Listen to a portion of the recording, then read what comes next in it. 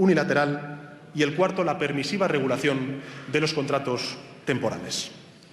Cada una de ellas representa por sí misma un importante retroceso en los derechos de los trabajadores, pero las cuatro juntas han sido la voladura incontrolada del equilibrio de las relaciones laborales de esta reforma que nosotros pretendemos derogar.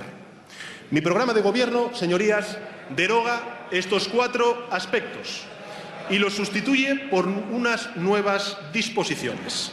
¿Dónde? Escuchen bien, señorías, escuchen bien. ¿Dónde? Se recuperen los derechos de negociación colectiva de los trabajadores. Donde se limiten a 2 años la contratación por tiempo determinado a la vez que se aumenta la indemnización por despido en el segundo año. Y donde se establezcan mejores incentivos a la conversión de contratos temporales en contratos indefinidos. Lo repito, se recuperan los derechos de negociación colectiva de los trabajadores. 1.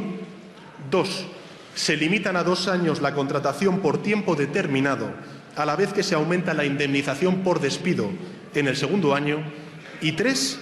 Se establecen mejores incentivos a la conversión de contratos temporales en contratos indefinidos.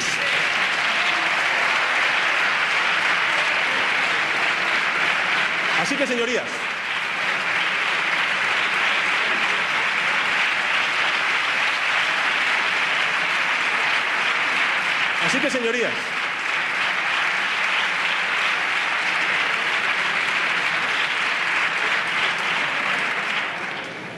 ¿por qué no podemos poner esto en marcha la próxima semana?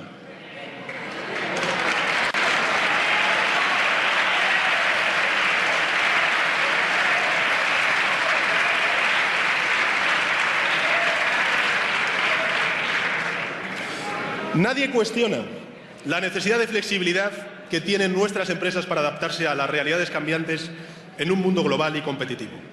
Pero ello debe hacerse de forma negociada con los trabajadores. De otro modo, se abre la puerta al abuso y a la injusticia de los contratos abusivos y mal pagados que hemos visto durante esta legislatura. En este marco, señorías, nosotros proponemos reducir a 3 modalidades de contrato de trabajo. El actual indefinido, uno estable de duración determinada que sustituya al temporal y otro de relevo y de formación. Prohibiremos la cobertura de puestos de trabajo permanentes con contratos temporales, cuya duración, insisto, no podrá exceder los 2 años. Y vamos a poner en marcha también un plan de inspección de trabajo y seguridad social de lucha contra la explotación y precariedad laboral. Otra prioridad, señorías, será el impulso continuado de las políticas activas de empleo, sometidas a la evaluación permanente y con un aumento de los presupuestos destinados a tal efecto. Y asimismo vamos a dotar de más recursos presupuestarios el Plan de Garantía Juvenil. Y en este sentido, señorías, me gustaría anunciarles que vamos a poner en marcha un plan de choque para crear empleo durante los próximos 4 años, con dos grandes objetivos. Incorporar al mercado de trabajo en un tiempo razonable a los que buscan su primer empleo y evitar la cronificación del paro, reincorporando cuanto antes a la actividad a los que lo han perdido. Un plan con cargo a los presupuestos generales del Estado y a la supresión de muchas de las bonificaciones que, desgraciadamente, no han funcionado durante estos últimos años. Señorías, el segundo gran desafío al que nos enfrentamos es la desigualdad. Saben ustedes que España es el segundo país en la Unión Europea en desigualdad. En estos últimos 4 años ha aumentado la brecha entre quienes más tienen y quienes menos tienen. También la tasa de pobreza y el número de hogares sin ningún tipo de ingreso. El necesario equilibrio social que sustenta toda democracia ha saltado por los aires con la aplicación de políticas derechistas durante estos años de mayoría absoluta y absolutista. Los españoles han sufrido, como en otros países, una de las mayores crisis de la historia, pero además han padecido una política económica regresiva que ha estimulado la desigualdad en lugar de contrarrestarla. Por eso han pedido el cambio con su voto, el cambio de gobierno y el cambio de políticas. Y eso es lo que refleja mi programa de investidura. Así que si tengo la confianza mayoritaria de esta Cámara, señorías, esta será la legislatura de la igualdad. Lucharé contra la desigualdad de 2 maneras. Una, con una inmediata puesta en marcha de un plan de emergencia social que atienda de manera urgente las necesidades de numerosos colectivos ajenos a la salida de la crisis. Y 2, sentando las bases para reconstruir y modernizar el estado del bienestar. Señorías,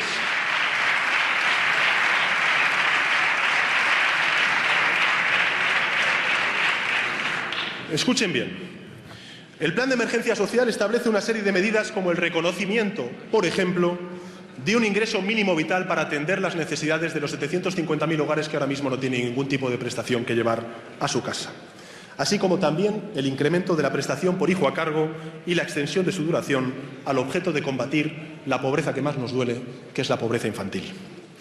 Para reducir el fenómeno de la pobreza laboral, pondremos en marcha también el complemento salarial garantizado y subiremos el salario mínimo para recuperar el poder adquisitivo perdido durante estos últimos 4 años.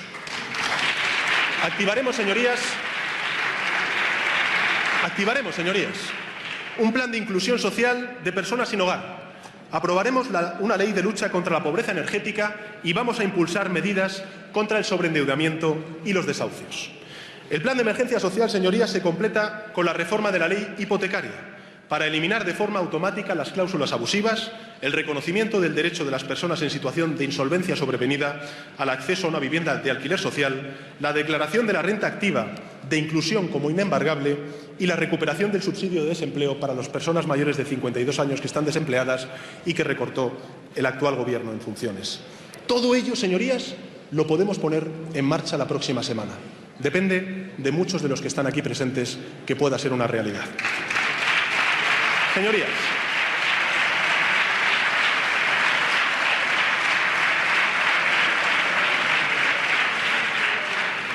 reconstruir y modernizar el estado del bienestar es la segunda gran línea de actuación que nos proponemos en esta legislatura de la igualdad. La historia del socialismo democrático en nuestro país, al igual que el laborismo británico y también la socialdemocracia alemana, es un testimonio vivo por la construcción del estado del bienestar. Esa realidad, ciertamente hoy en riesgo por los recortes y por la crisis, no surgió espontáneamente de la nada. Es una conquista política y, a pesar de 8 años de crisis y a pesar de que quienes durante la pasada legislatura aprovecharon esta crisis para desmantelar o tratar de desmantelar el estado del bienestar, esa conquista la hemos preservado y vamos a seguir preservándola. Nosotros creemos que en este estado del bienestar, y nuestra preocupación, en consecuencia, es recuperarlo, hacerlo económicamente sostenible y, sobre todo, mejorarlo. No es necesario, en consecuencia, señorías, hacer tabla rasa de nuestro sistema político. Basta con restaurar algunas cosas que la crisis y ciertas políticas equivocadas han roto y transformar y adecuar otras para que nuestro estado del bienestar obedezca a la sociedad a la que se debe, que es la España del siglo XXI. Por eso, porque creemos en el sistema, proponemos medidas en las que nos podemos encontrar la inmensa mayoría de parlamentarios presentes en esta Cámara. Medidas, por ejemplo, como un pacto sanitario que restablezca de inmediato la universalidad de la cobertura del Sistema Nacional de Salud. Todas las personas que viven en España, sin importar su origen o condición, tienen que estar incluidas en el sistema.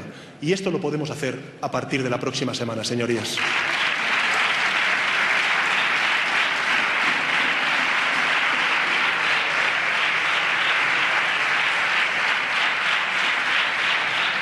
El pacto sanitario recuperará también la tarjeta sanitaria en los plazos anteriores al Real Decreto de 2012, reforzará la gestión pública del sistema y desarrollará la Ley General de Salud Pública como instrumento preferente para incrementar la salud de los ciudadanos. Y en cuanto a las pensiones y su sostenibilidad, es fundamental restablecer el acuerdo que hace casi 20 años firmamos en el Pacto de Toledo. Reconstruir nuestro estado del bienestar también implica acabar con la desigualdad que sufren las personas dependientes, que necesitan de la revitalización de la ley de dependencia hoy abandonada. Y también en este acuerdo de gobierno, señorías, recuperaremos la cotización a la seguridad social de los cuidadores no profesionales, es decir, de muchas mujeres que ayudan a sus personas dependientes.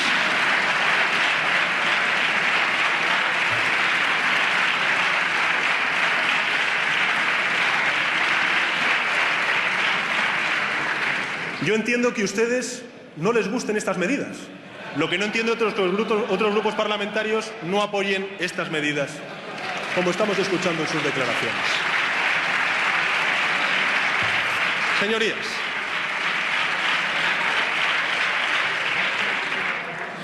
no hay mejor manera de invertir en futuro que proteger a la infancia.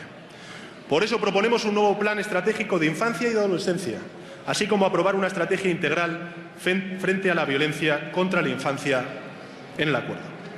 Procuraremos la inclusión educativa, laboral y social de las personas con discapacidad y también la adecuación